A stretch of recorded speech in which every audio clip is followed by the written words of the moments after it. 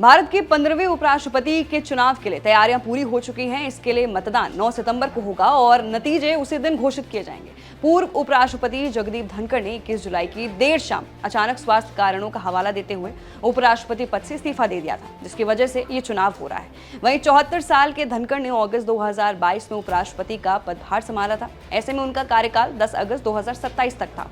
वहीं एनडीए ने महाराष्ट्र के राज्यपाल सीपी राधाकृष्णन को उम्मीदवार बनाया है, तो वहीं इंडिया ब्लॉक ने सुप्रीम कोर्ट के पूर्व न्यायाधीश बी सुदर्शन रेड्डी को चुनावी मैदान में उतारा है। इस चुनाव को लेकर राजनीति अपने चरम पर है। संसद में सोशल मीडिया तक उपराष्ट्रपति के चुनाव को लेकर चर्चाएं आम हैं और दोनों ही गठबंधन डिनर पॉलिटिक्स में व्यस्त हैं। वहीं पहले के चुनावों में क्रॉस वोटिंग होती आई है और इस बार भी इसकी संभावना है। इस समय राज्यसभा में 238 और लोकसभा में 542 सांसद हैं, यानी जीत के लिए 369 का आंकड़ा चाहिए।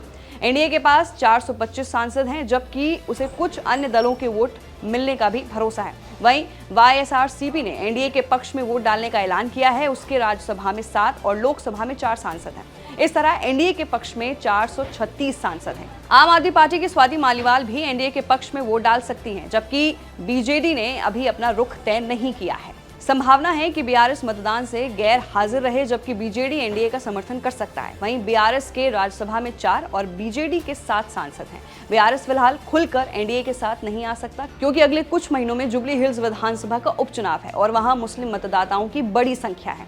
उधर दूसरी तरफ राष्ट्र राजनीति के साथ साथ उड़ीसा की सियासत में भी हलचल तेज हो गई है। बीजेडी यानी बीजू जनता दल सुप्रीमो तथा पूर्व मुख्यमंत्री नवीन पटनायक, मुख्यमंत्री मोहन चरण मांझी और भाजपा प्रदेश अध्यक्ष मनमोहन सामल सभी दिल्ली का रुख कर चुके हैं। इसी से अटकलों का दौर तेज है कि उड़ीसा को लेकर देश की राजधानी दिल्ली में कोई बड़ी राजनीतिक रणनीति तैयार हो रही है। वहीं संख्या बल को देखें तो एनडीए उम्मीदवार की जीत तय मानी जा रही है, क्योंकि लोकसभा में उड़ीसा से भाजपा के 20 सांसद हैं, जबकि राज्यसभा में बीजेडी के 7 और भाजपा के 3 सदस्य हैं। ऐसे में बीजेडी का समर्थन जीत के लिए निर्णायक नहीं है। फिर भी भाजपा नेतृत्व अतिरिक्त बढ़त के लिए बीजेडी को साथ लाने में जुटा है। सवाल है कि बीजेडी क्या रुख अपनाएगी। नवीन पटनायक ने दिल्ली पहुंचकर उपराष्ट्रपति चुनाव में हिस्सा लेने की पुष्टि तो की, लेकिन पार्टी की रणनीति पर चुप्पी साध ली। इधर बीजेपी प्रदेश अध्यक्ष मनमोहन सामल और मुख्यमंत्री मांझी को भी दिल्ली बुलाए जाने से सियासी चर्चाएं और तेज हो गई हैं। बीते समय में कई मौकों पर बीजेडी ने एनडीए को बिना मांगे समर्थन दिया था। हालांकि इस बार समीकरण बदले हुए हैं, क्योंकि बीजेडी अब सत्ता से बाहर है।